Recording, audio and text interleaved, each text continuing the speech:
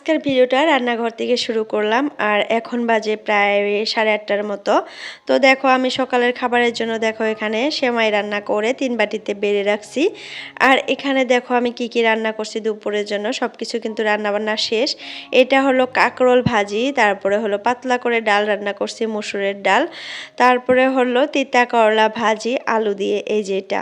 তো এই 3টা রান্না করছি। আর এখানে একটু রাতে সবজি আছে পেঁপে দিয়ে, বল মাছ দিয়ে আর টমেটো দিয়ে রাতে রান্না করছিলাম। সবজিটা খেতে অনেক মজা হয়েছিল।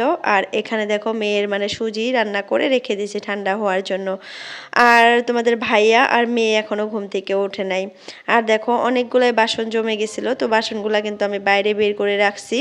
তারপরে দেখো এখন কিচেনটাও পরিষ্কার করে নিছি মোটামুটি, তারপরে বেসিনটা ছিল অপরিষ্কার, তো সেটা এখন ভালো করে পরিষ্কার করে নেব। আর এখন কিন্তু আমি বাইরেই কাজ করব। আর কি কি কাজ করি সব কিছুই কিন্তু তোমরা দেখতে পারবা। ঘরের ভেতরের কাজ কিন্তু টুকটাক করে নিছি, মানে রান্না বান্না হয়ে গেছে। তো বাইরে কাজ করে তারপরে কিন্তু আমি ঘরে চলে আসবো আবার বেডরুম ড্রয়িং রুম এগুলো পরিষ্কার করার জন্য। আর আজকেও কিন্তু বাড়িতে কাজ করবে, মিস্ত্রি ভাই আসবে কাজ করার জন্য। তো কি কি করি সব কিছুই কিন্তু এই ব্লগে দেখতে পারবা। তো চলো ভিডিওটা স্কিপ না করে সম্পূর্ণ দেখতে থাকো, আশা করি আপুরা ভালো লাগবে। হ্যালো এভরিওয়ান, আসসালামু আলাইকুম আমার প্রিয় আপুরা, তোমরা কেমন আছো? আশা করি সবাই ভালো আছো। আলহামদুলিল্লাহ তোমাদের দোয়া এবং আল্লাহর অশেষ রহমতে আমিও ভালো আছি। নাজনীন ব্লগ চ্যানেলে আরও একটা নতুন ভিডিও দেখার জন্য তোমাদের সবাইকে স্বাগত জানাইতেছি। আশা করি বরাবরের মতো আজকের ভিডিওটাও আপুদের কাছে, ভাইয়াদের কাছে, সবার কাছে ভালো লাগবে। যদি ভালো লাগে প্লিজ একটা লাইক দিয়ে আমার পুরো ভিডিওটার পাশে থাকার অনুরোধ রইল আপুদের কাছে। আর যদি কেউ নতুন আসো আমার চ্যানেলটাতে প্লিজ চ্যানেলটা সাবস্ক্রাইব করে অল নোটিফিকেশনটা ক্লিক করে রাখো। এতে করে আমি যখনই একটা নতুন ভিডিও আপলোড করব তোমাদের মোবাইলে নোটিফিকেশন পৌঁছে যাবে আর সময় করে কিন্তু তোমরা আমার ভিডিওটা দেখতে পারবা। তো যাই হোক দেখো সিঙ্কটা সুন্দর মতো পরিষ্কার করে নিলাম। আর কালকে কিন্তু চিমনিটা লাগানো একদম কমপ্লিট হয়ে গেছে, তো সেটাও তোমাদের সাথে একটু শেয়ার করলাম কিভাবে লাগাইছে, দেখলামই তোমরা। আর হাবিবা আপু মানে প্রাইসটা জানতে চাইছিলা, তো এই চিমনিটার প্রাইস নিছে 20,000 টাকার মতো। তো যাই হোক দামটা বলে দিলাম। আর নামটা ছিল কুচিনা স্কট 90, কুচিনা স্কট 90। তো তোমরাও যদি চাও নিতে পারো। আর অনলাইনেও কিন্তু পাওয়া যায়, অনলাইনে হয়তো 1-1.5 টাকার মতো কম পাবা। কিন্তু অনলাইনে কিন্তু এই প্রোডাক্টগুলা মানে একটু মনের ভিতর সন্দেহ থাকে যে ভালো আসবে না খারাপ আসবে, আবার 2 দিন পরে যদি নষ্ট হয়ে যায় তখন কি করব। আর অফলাইন থেকে যদি নাও তোমরা কোনো দোকান থেকে, তাহলে কিন্তু ওরা 5 বছরের বা 3 বছরের ওয়ারেন্টি দিবে। আবার এর মধ্যে যদি কিছু হয় তোমরা কমপ্লেন করলে ওরা এসে কিন্তু একদম ঠিক করে দিয়ে যাবে। আর যদি ঠিকও না করতে পারে একদম চেঞ্জ করে দেবে এরকম। তো আমরা কিন্তু এটা বঙ্গাইগাঁও থেকে আনছি। তো যাই হোক দেখা যাক কতদিন কিভাবে চালাইতে পারি। আর এটার অনেকই প্রয়োজন হয়, যদি ভালো রান্নাঘর হয় তাহলে কিন্তু এই চিমনির অনেক প্রয়োজন হয়। তো দিন দিন কিন্তু সব জিনিস মানে নতুনত্ব বের হইতেছে, আগে কিন্তু এগুলা ছিল না।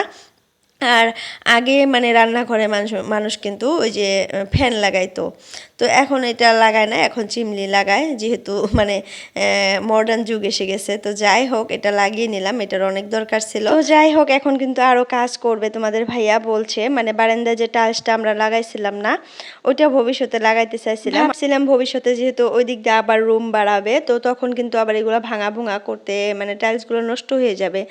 তো কিন্তু এখন আবার দেখতেছি যে একদমই ভালো লাগে না, যেহেতু ঘরের ভিতরে টাইলস আর বারান্দাটায় টাইলস নাই, বা মানে ছালা টালা বস্তা টস্তা এগুলো দিয়ে রাখতে সবসময় এগুলো সরাইতে হয়, আবার ঝাড়ু দিতে হয়।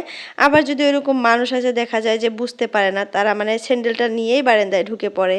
বারান্দায় মানে সিঁড়িতে যে স্যান্ডেলটা রেখে আসবে, আমি যে এত পরিষ্কার করে ছালা টালা দিয়ে রাখি, মানে তারা ওটা বুঝতে পারে না, ভাবে কি যে এখানে যদি ছালা আছে বা বস্তা আছে তাহলে স্যান্ডেলটা নিয়ে হয়তো ওই জায়গাতে যেতে পারবো। তো তখন কিন্তু আমার অনেক কষ্ট হয়, এগুলো আবার সাফা করতে হয়, মাটি টাটি শুদ্ধা নিয়ে আসে। মানুষকে তো আর বলা যায় না যে স্যান্ডেলটা তলে রেখে আসো সিঁড়ির মধ্যে। আমি যেহেতু একটু পরিষ্কার করে রাখি সেটা তো আর সবাই বুঝবে না। তো যাই হোক সেই ক্ষেত্রে তোমাদের ভাইয়াকে বলছি যে তুমি কবে আবার রুম বাড়াও, আমি সেটা দেখা যাবে, কিন্তু এখন আমাকে টাইলস লাগিয়ে দাও, কারণ ভালো লাগে না এরকম 2 দিন পর পর এরকম মানে পরিষ্কার করতে হয়। মানে 2 দিন পর পর মানে ধরতে গেলে প্রত্যেকটা দিন পরিষ্কার করতে হয়। তো যাই হোক এটা এখন লাগিয়ে দেবে তোমাদের ভাইয়া। তো কবে মিস্ত্রি আসে কি সমাচার সব কিছু কিন্তু দেখতে পারবা তোমরা।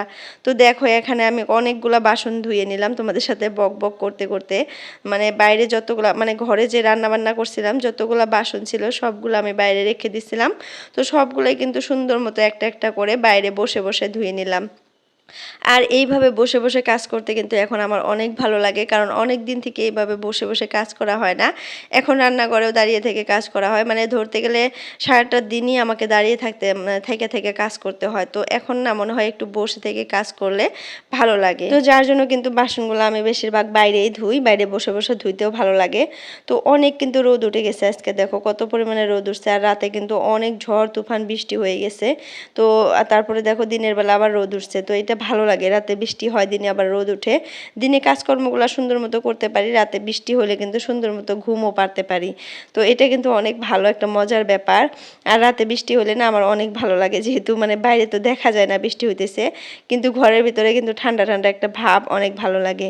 তো যাই হোক, বৃষ্টি তো পড়ছিল, রোদ উঠে আবার উঠানটা শুকিয়ে গেছে। এখন উঠানটা ভালো করে পরিষ্কার করে ঝাড়ু দিয়ে নিতে। তো তারপরে এই যে ইটগুলা যে দেখতেছো, এই ইটগুলা আমি নিয়ে আমাদের ঘরের সামনে কিন্তু আজকে সুন্দর মতো বিছিয়ে দিব। কারণ ওই যে ছাদের পানিগুলা তলে পরে পরে কিন্তু একদম মাটিগুলা ধুয়ে যাইতেছে।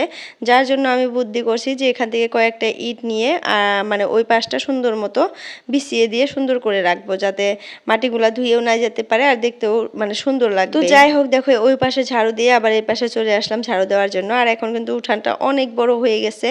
এত বড় উঠান ঝাড়ু দিতে কিন্তু আমার অনেকটাই কষ্ট হয়। তো ভাবতেছি যে উঠানটার মধ্যে পুরাপুরি ঘাস হয়ে যাক, ঘাস হলে ভালো লাগবে। ঘাস না থাকলে আমাকে মানে দিনের মধ্যে 2বার হলেও ঝাড়ু দিতে লাগে। ঘাস হলে অতটা ঝাড়ু না দিলেও চলবে, মানে উপর থেকে পাতাগুলো সরিয়ে ফেললে তাই হবে।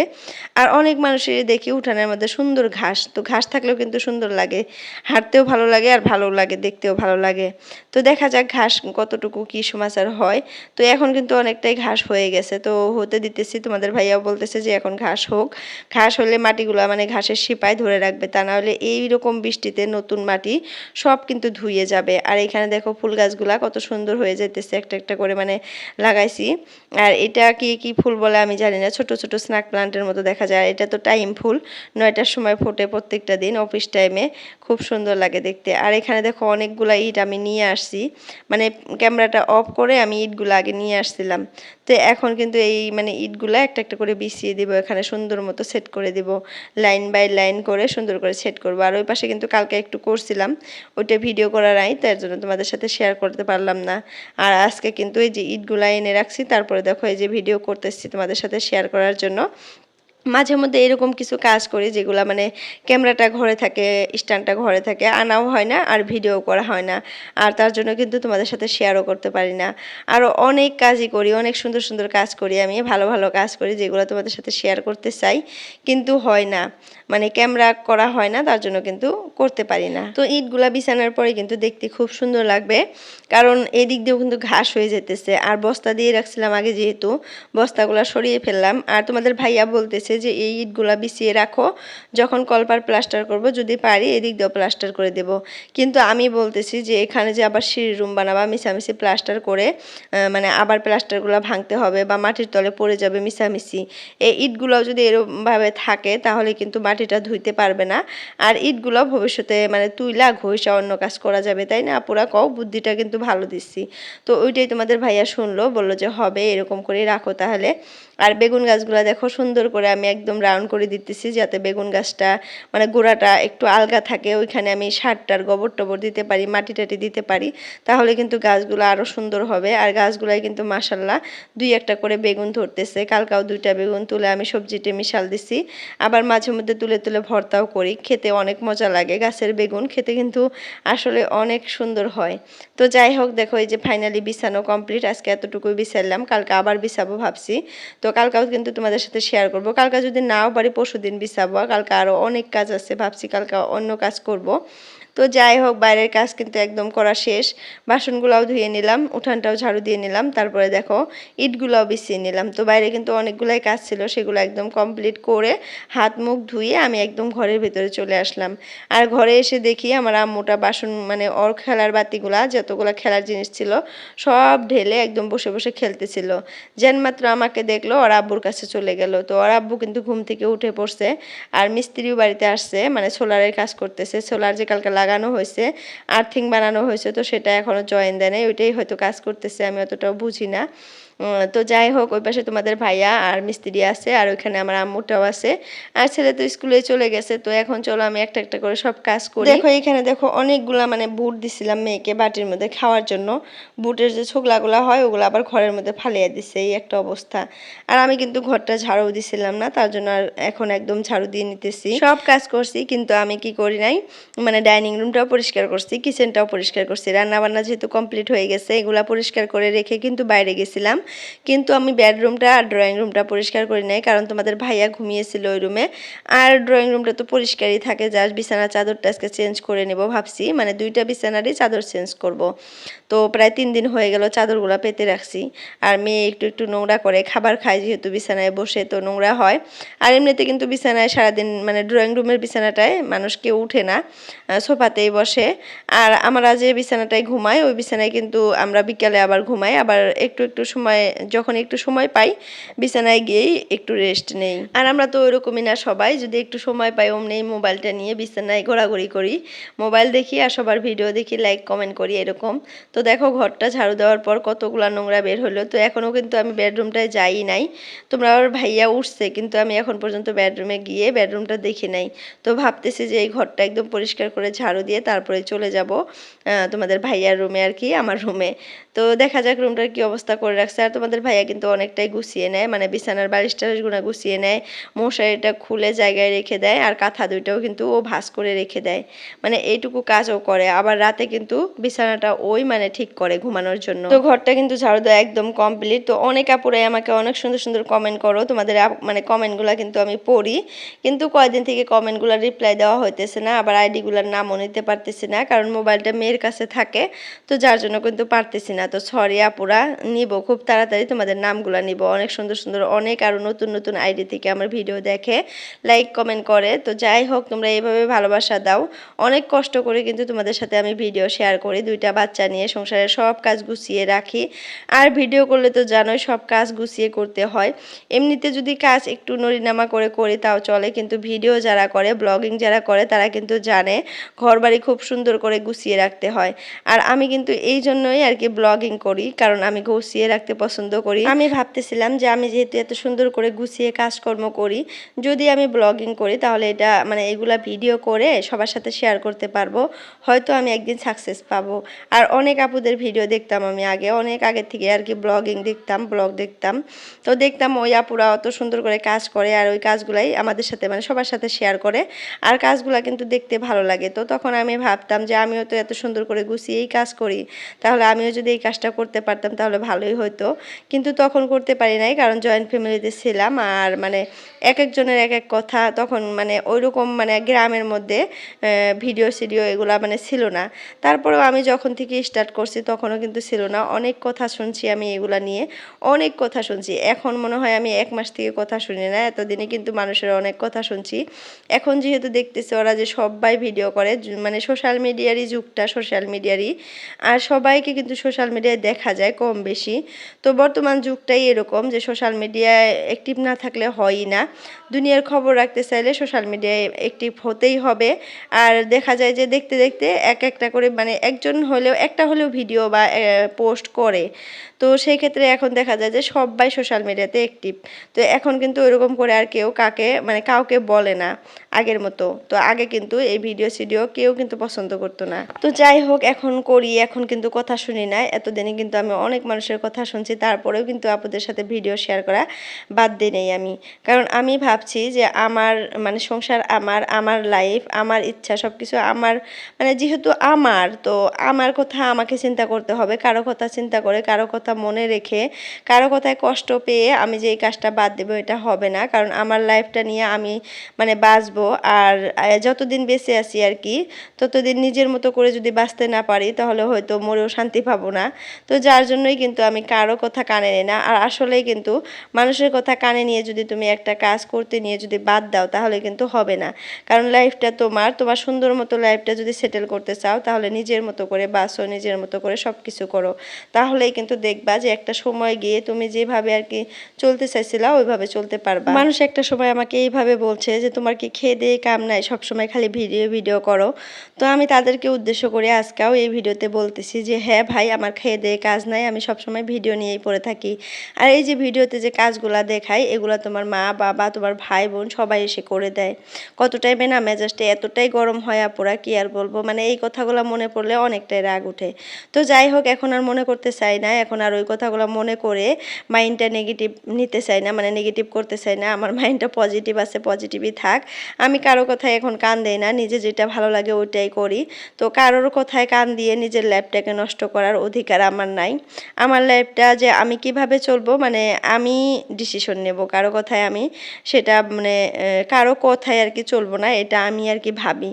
আমি কারো কথার ইসে থাকবো না, আমার লাইফ আমি যেভাবে মানে বাঁচতে চাই ওইভাবেই বাঁচবো। আর আমি এটা মনে করি যে আসলে যার যার লাইফ তার তার তার মতো করে আর কি বাঁচার অধিকার আছে, সবারই কিন্তু বুঝ আছে। আর পাগল যে তাকে তুমি যতই বুঝাও বা যতই ইয়া করো সে কিন্তু বুঝবে না, পাগল পাগলই থাকবে, যেহেতু আমাদের মাথায় একটু হলেও ঘিলু আছে। তো যাই হোক আমরা কিন্তু পাগল না, পাগল হলে এইভাবে ভিডিও করতে পারতাম না, এডিটও করতে পারতাম না, আর এই যে কথাগুলোও কিন্তু বলতে পারতাম না। তো যাই হোক কিছু কিছু মানুষ আছে আমাদের সমাজে এরকম, তারা মনে করে যে আমরাই সব কিছু জানি আর কেউ কিছু জানে না, সবাইকে আমাদেরকে আর কি শিখাইতে হবে। তো তোমাদের যদি এত শেখানোর ইচ্ছা তাহলে কোনো স্কুলে জয়েন করো, বাচ্চাদেরকে শেখাও খুব সুন্দর করে লাইফটা কিভাবে এনজয় করতে হবে, আমাকে না। তো যাই হোক চলো অনেক কথাই বলে ফেললাম, মানে তোমরা কিছু মনে করবা না আপুরা, তোমাদেরকে কিন্তু বলি নাই, তোমরা এটা ভালো করে জানো এইগুলা কাকে বলছি, তোমরা এটাও কিন্তু ভালো করে জানো। কিছু কিছু রিলেটিভ থাকে এরকম যাদেরকে আমি বলছি আর কি। তো যাই হোক দেখো এখানে আমাদের ঘরে আর কি নতুন ফ্যান লাগানো হইতেছে, কারণ আমাদের ডাইনিং রুমটাতে কিন্তু ফ্যান নাই, ড্রয়িং রুমে আর মানে বেডরুমে আছে। তো এতদিনে কিন্তু ভালো করে গরম পড়লো, তো তোমাদের ভাইয়া কিন্তু বলতেছে যে এত গরমে ভাত খাওয়া যায় না ডাইনিংয়ে বসে, তো এখন একটা ফ্যান লাগাইতে হবে। তো আমিও বললাম যে ঠিক আছে একটা ফ্যান নিয়ে আসো, লাগিয়ে নেই। তো মিস্ত্রিও যেহেতু বাড়িতে কাজ করতেছিল সোলারের, তারপরে তোমাদের ভাইয়া বাজারে গিয়ে এই ফ্যানটা নিয়ে আসলো। এটা কিন্তু নর্মালি ফ্যান, কোনো রিমোট বা ওরকম কিছু না। তো ডাইনিং রুমে যেহেতু আমরা লাগাইছিলাম যে রেগুলেটরটা যেটা বাড়ানো কমানো যায়, তো যার জন্য এই ফ্যানটা এনে লাগাইলাম। তো যাই হোক ফ্যানটা লাগিয়ে ভাইয়ারা চলে গেছিলো, তারপরে অনেক কাজ আমি করছি আপুরা, সেই কাজগুলো আমি ভিডিও করি নাই, কারণ সেই ভিডিওগুলো যদি তোমাদের সাথে শেয়ার করি অনেক বড় হবে। তো এখন দেখো সন্ধ্যা হয়ে গেছে, আর তোমাদের ভাইয়া দেখো মাছ পাঠিয়ে দিছে ছেলের হাতে, মানে ছেলে ওই পাশে খেলতেছিল পুরানা বাড়িতে, তো ওইখানে মাছ এনে ওকে দিয়ে দিছে, আর আমি বাড়িতে ছিলাম। তো মাছটা চলো ঢালি, কি মাছ দেখি তোমাদের সাথেও শেয়ার করি। আর অনেকগুলো সবজি আছে ফ্রিজে, তার জন্য আমি মানা করে দিছিলাম সবজি আইনো না। তো এই যে দেখো এটা কি মাছ বলে, শোল মাছ বলে, তোমরা চিনো না নাই জানি না। আর এই মাছগুলো কিন্তু তোমাদের ভাইয়া কোনোদিন আনে না, কিন্তু আজকে আনছে, জানি না কেন। তো হয়তো ভালো হবে আর বড় ছিল হয়তো তার জন্যই আনছে। তো আজকে আর রান্না করব না, আজকে ডাল ভাজি অনেক কিছুই আছে, দুপুরে যে রান্না করছিলাম সবগুলা বেছে বেছে আছে। আর এত গরমে তোমাদের ভাইয়া ভাতও খেতে পারে না। তো যাই হোক ওগুলা দিয়ে দুপুরে খাইছি, ওগুলো আরও অনেক আছে, ভাবছি যে রাতে ডিম ভাজি করব, খেয়ে নেবো। আর রাতে যেহেতু মানে অতটাও ভাত খাই না, আমরা অল্প করেই ভাত খাই, তো যার জন্য দেখো মাছটুকু সুন্দর মতো ধুয়ে নিলাম। তো যাই হোক আপুরা আজকের জন্য ভিডিওটা এতটুকুই রাখলাম, অনেক লং হয়ে গেছে 18 মিনিট। তো সবাই সুস্থ থেকো, ভালো থেকো, বাই বাই, আল্লাহ হাফিজ।